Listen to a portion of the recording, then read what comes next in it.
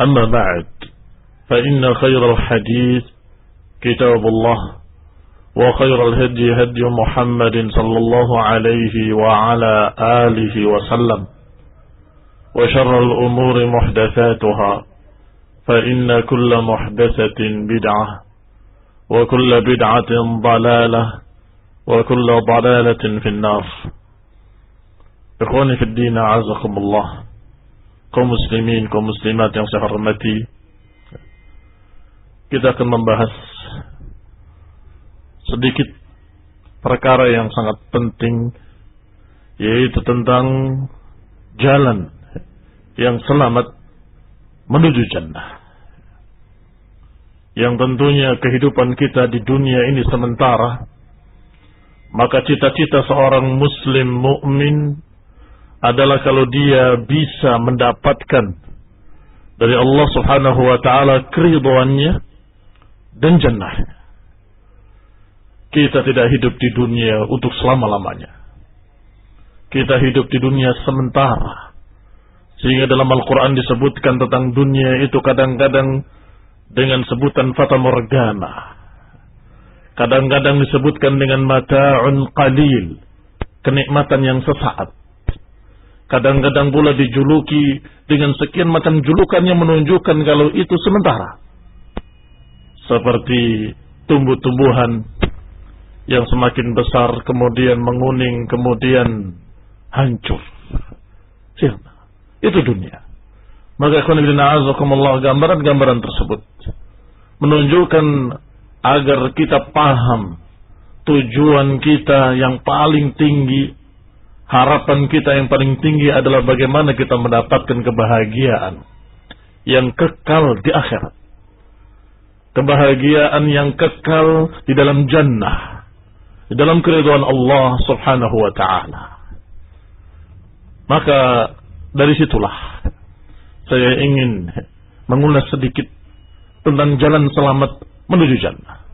Karena yang namanya dunia adalah darul ibtila, tempat yang merupakan tempat ujian. Diciptakan oleh Allah Subhanahu wa taala manusia dan jin untuk diperintah dan dilarang. Sebagaimana Imam Syafi'i rahimahullah menyatakan ketika menafsirkan ayat Allah Subhanahu wa taala, ayahsabul insan an yutraka suda. Apakah manusia mengira bahwa mereka akan dibiarkan sia-sia? Kata Imam Syafi'i rahimahullah, sia-sia yakni tidak diperintah, tidak dilarang. Ini maknanya apakah manusia mengira bahwa mereka dibiarkan begitu saja sia-sia tanpa ada perintah, tanpa ada larangan, tanpa ada aturan, tanpa ada hukum, tanpa ada syariat yang harus dijalani? Allah tidak menciptakan manusia di dunia ini sia-sia. Allah katakan dalam ayat lain, "Wa ma khalaqtul jinna wal insa illa liya'budun." Tidaklah aku ciptakan jin dan manusia kecuali agar mereka beribadah kepadaku, kata Allah. Jadi menunjukkan bahwa kehidupan kita di dunia memiliki satu perintah atau memiliki satu tujuan dan hikmah, yaitu diperintah oleh Allah dan dilarang. Maka siapa yang mendapatkan dari Allah Subhanahu wa taala taufik bisa menjalani jalannya dengan baik. Dan siapa yang tidak mendapatkan taufik dari Allah, maka celaka dia. Kemudian yang perlu kita perhatikan juga, bahwa ketika kita diperintah oleh Allah untuk beribadah, maka tentunya kita akan mendapatkan berbagai macam ujian-ujian di dunia ini yang berat, semakin berat, semakin berat. Sesuai dengan kadar keimanannya. Inna 'idhamal bala bi'idhamil jaza, sebagian dimuratkan dari Aisyah radhiyallahu taala anha. Sesungguhnya besarnya pahala tergantung besarnya beban ujian. Semakin berat bebannya, semakin tinggi pahalanya. Idhamul jaza, sebesar-besar pahala, bi'idhamil bala, dengan besarnya beban dan bencana atau beban yang berat.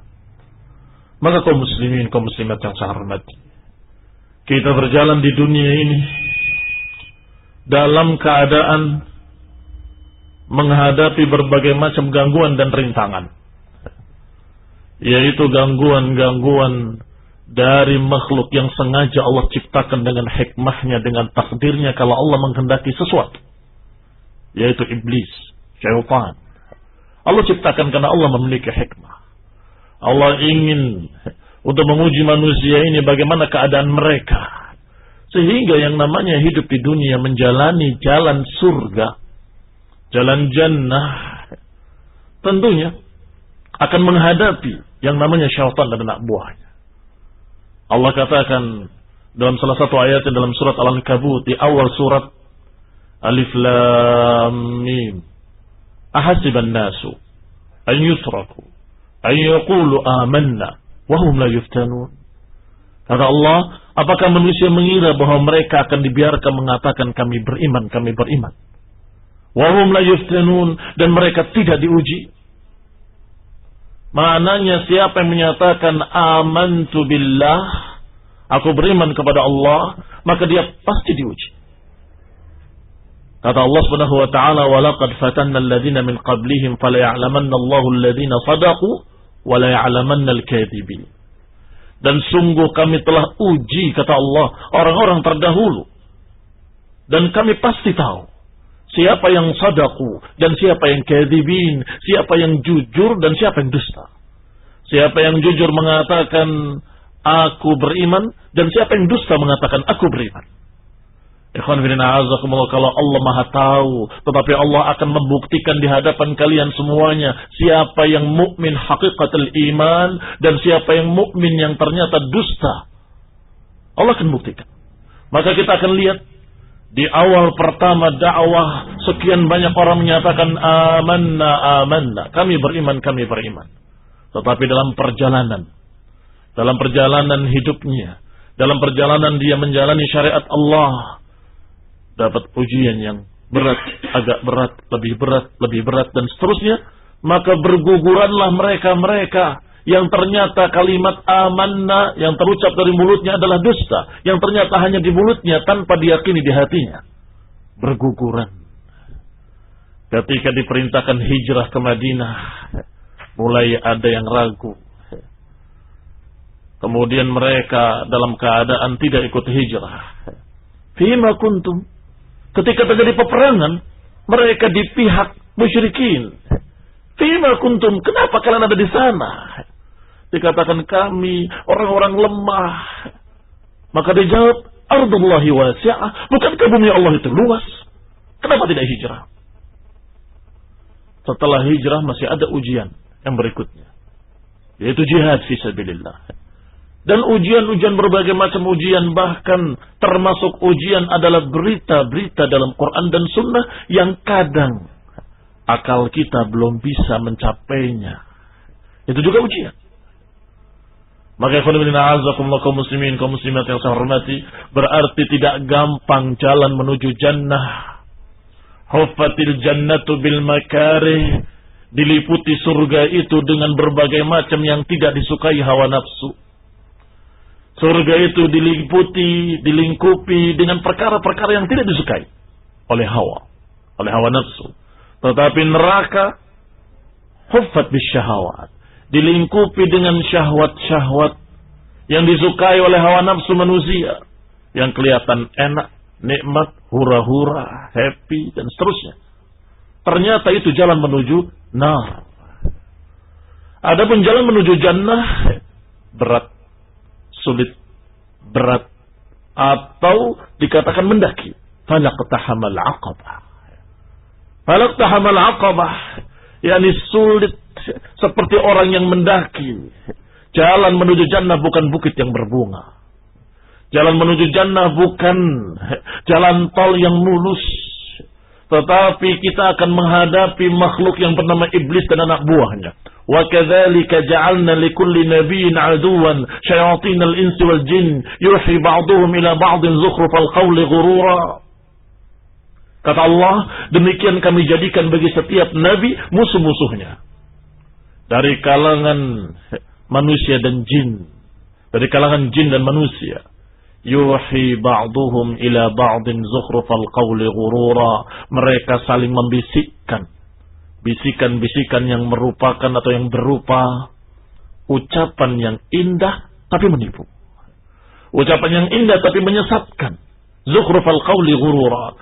Kalimat Allah bahwa kami jadikan bagi setiap nabi musuh-musuhnya, artinya para pengikut nabi pun akan mendapatkan musuh-musuhnya, yaitu syaitan dan anak buahnya dari jin dan manusia. Iblis bersumpah, la aqudanna siratakal mustaqim, sungguh aku akan duduk di jalan engkau yang lurus ya Allah. Untuk apa? Kalau bukan untuk menghalangi. La aqudanna, aku akan duduk di jalanmu yang lurus. Maka siapa yang berjalan di atas jalan yang lurus menuju surga, pasti akan menghadapi yang namanya iblis. Siap-siap. Jangan anggap enteng masalah itu. Kita harus tawakal ala Allah, berdoa pada Allah dan berupaya untuk tegar istiqamah. Dengan berbagai macam godaan-godaan atau berbagai macam rintangan-rintangan atau penipuan-penipuan. Harus jeli. Ini tipuan iblis atau ini adalah ilmu. Apakah ini syubhat atau ini adalah ilmu dalil? Tentunya secara sederhana bisa dibedakan antara keduanya dengan gamblang. Tetapi pada prakteknya harus kita meminta bimbingan orang-orang yang berilmu, para ulama. Secara sederhana, kalau terbukti dalam Quran dan Sunnah maka itu hujjah. Tetapi kalau tidak ada dalilnya, maka hati-hati. Jangan-jangan itu adalah bisikan syaitan. Kadang-kadang terbetik di benak kita satu pikiran. Kalau kita ditentang oleh syaitan dengan secara langsung, jangan salat, jangan puasa, mungkin kita akan berkata, tidak, saya akan salat, saya tetap akan puasa. Bisa tegar. Karena kita tahu ini bertentangan sekali dengan perintah Allah. Tetapi kadang-kadang iblis membisikkan syubhat. Zukhrufal qawli ghurura. Kata-kata yang dirangkai tapi menipu. Kalau begini dan begini, niscaya akan bagus. Kalau kamu ibadahnya dirubah dikit, ditambahi ini, tambahi itu, tambah ini, niscaya akan bagus. Mulai dia berpikir, iya kayaknya bagus juga ini. Tertipu. Ini yang banyak menjerumuskan orang-orang yang mengaku muslimin, yaitu bisikan-bisikan syubhat dalam bentuk perkara-perkara yang tidak diperintahkan oleh Allah, tidak diperintahkan oleh Rasulullah, tetapi di atas namakan agama. Ini yang namanya syubhat. Sehingga beberapa ulama menyatakan kalau terbetik di benakmu, kalau terbesit di pikiranmu ada sesuatu yang baik, ini kayaknya bagus, maka jangan diterima. Kata para ulama, jangan diterima, la taqbal hatta syahida alaihi syahidan. Jangan diterima sampai dipersaksikan oleh dua saksi. Jangan diterima kecuali dipersaksikan dengan dua saksi. Al-Quran was sunnah. Kalau Quran dan sunnah menyatakan iya, itu benar baik, maka baik. Tetapi kalau ternyata bertentangan dengan Quran dan sunnah, maka itu adalah bukan kebaikan walaupun perasaanmu menyatakan itu baik. Walaupun hati kita atau pikiran kita kayaknya ini baik, tetapi kalau kenyataannya bertentangan dengan Quran dan Sunnah, maka itu bukan kebaikan. Berarti kita menuju jannah atau berjalan menuju jannah akan melewati araqil, akan melewati berbagai macam gangguan-gangguan yang seperti itu, yang sejenis itu.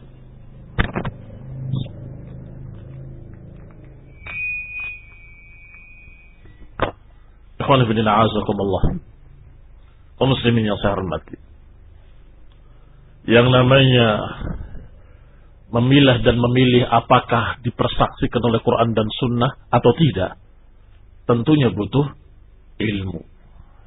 Berarti perjalanan menuju surga harus terbimbing dengan ilmu.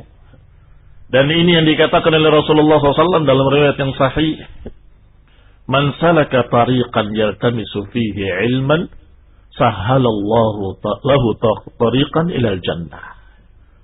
Siapa yang menjalani satu jalan untuk mencari ilmu, maka niscaya akan dimudahkan jalannya menuju surga. Sekarang kita tahu apa kaitannya. Kenapa jalan mencari ilmu kok kaitannya dengan jalan menuju surga? Karena sudah kita katakan tadi, Ada berbagai macam halangan, rintangan, dan tipuan-tipuan. Syubhat-syubhat. Kalimat-kalimat yang dirangkai indah, yang ternyata menipu dan menyesatkan. Syaitan bahkan mengatakan di hadapan Allah Subhanahu wa taala, la ughwiyannahum ajma'in. Sungguh aku akan sesatkan mereka seluruhnya. Dalam kalimat lainnya syaitan iblis menyatakan, tsumma la'atiyannahum min baini aydihim. Kami akan datangi mereka dari depan mereka, wa min khalfihim, wa an aymanihim, wa an syama'ilihim. Akan aku datangi mereka dari hadapan mereka, dari belakang mereka, dari kiri mereka, dan dari kanan mereka. Berarti semua upaya dilakukan oleh iblis dan anak buahnya untuk menghalangi manusia dari jalan surga, dari jalan jannah, dari jalan menuju keridhaan Allah Subhanahu wa taala. Dari depan, kata Ibnu Qayyim rahimahullah, diragukan tentang akhirat. Mau kemana kamu? Oh, kami akan menuju surga, menuju keridhaan Allah Subhanahu wa taala. Apa kamu yakin ada surga? Mulai. Iblis mulai menipu dari depan, membikin ragu tentang akhirat. Iya, kalau ada surga, kalau ternyata nggak ada. Apa kamu yakin tentang akhirat? Dan terusnya, dan seterusnya, dan seterusnya. Kalau berhasil, maka orang itu akan lemah semangat menjalani jalan surga dan kemudian mereka berpaling. Tapi dari belakang diindahkan dunia. Mau kemana engkau? Aku mau berjalan di jalan yang lurus ini menuju jannah. Lihat di belakang. Lihat betapa indahnya dunia. Akan kamu tinggalkan? Akan kamu sedekahkan? Akan kamu pakai untuk urusan-urusan yang seperti itu? Sayang. Lihat istrimu, lihat anak-anakmu. Lihat mereka juga butuh. Kamu punya waktu itu penting. Lihat. Untuk duniamu. Digambarkan bahwa dunia itu hulwatun hadirah. Dunia itu hijau dan indah.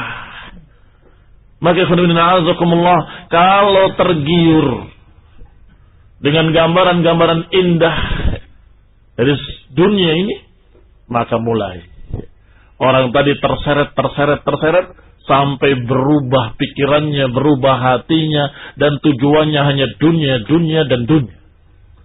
Tidak memikirkan tentang akhirat sama sekali, tidak mempelajari ilmu agama, tidak mempelajari qala Allah wa qala Rasul, tidak membaca Qur'annya, tidak membaca tafsirnya, tidak membaca hadis, karena yang dipikirkan adalah bagaimana saya mendapatkan keuntungan sebanyak-banyaknya. Kaum muslimin, kaum muslimat yang saya hormati. Maka yang dikatakan oleh iblis ketika itu adalah gambaran-gambaran dunia agar mereka lebih mementingkan dunianya daripada akhiratnya. Padahal dunia kalau di mata ilmu agama deni, dunia yusamma dunya li'annahu deni. Dunia itu dinamakan dunia karena dia rendah. Id antum bil udwati dunya. Dalam Al-Quran, ketika engkau di tempat dunia, sedangkan mereka di tempat yang quswa. Apa itu? Dunia itu rendah, quswa itu tinggi. Berarti dunia artinya rendah. Naam. Kenapa demikian? Karena memang dia sesuatu yang fata morgana, yang kita rasakan sepertinya indah, sepertinya nikmat, sepertinya begini dan begitu, ternyata sebentar kemudian sirna, lenyap. Bahkan kalau Allah cabut satu kenikmatan saja, air, maka buat apa semua harta itu tadi? Buat apa emas dan perak yang kita punyai? Mau kita beli kemana? Kalau Allah sudah cabut dan menjadikan kering air seluruhnya. Maka syaitan ketika tidak berhasil menggoda dari belakang, dia akan datang dari kiri dan dari kanan. Yaitu mengajak kepada jalan lain, agar menyimpang dari jalan yang lurus. Taib, ternyata kamu memang betul-betul ingin menjalani jalan yang lurus, jalan surga. Saya tahu jalannya. Yang lebih singkat, yang lebih tepat. Ke sini. Kamu jalan ke arah sini. Lebih bagus, lebih cepat. Atau Kamu tidak bisa menjalani jalan tersebut kalau kamu lambat begitu. Harus cepat dan segera dan sebanyak-banyaknya. Padahal agama bukan lebih banyak lebih baik. Agama itu lebih tepat, lebih cocok dengan sunnah Nabi, itu lebih benar. Itu lebih baik. Tetapi digambarkan oleh iblis tadi, yang banyak, kok cuma segitu. Diajak supaya beramal melampaui batas dan berlebih-lebihan. Disampaikan kepadanya bahwasanya kalau cuma segitu, cuma sesuai dengan sunnah, kurang. Atau sebaliknya, yang namanya kebenaran bukan itu, tapi ini. Diarahkan ke kanan atau ke kiri. Ikhwanifidina azakumullah, karena sebentar lagi mau masuk maghrib. Ini ada, habis maghrib bisa lanjutkan kan? Baik, jazakumullah khair. Kita tutup dulu. Jazakumullah khairan. Subhanallahi wa bihamdihi, la ilaha illa anta, astaghfiruka wa atubu ilaik. Wassalamualaikum warahmatullahi wabarakatuh.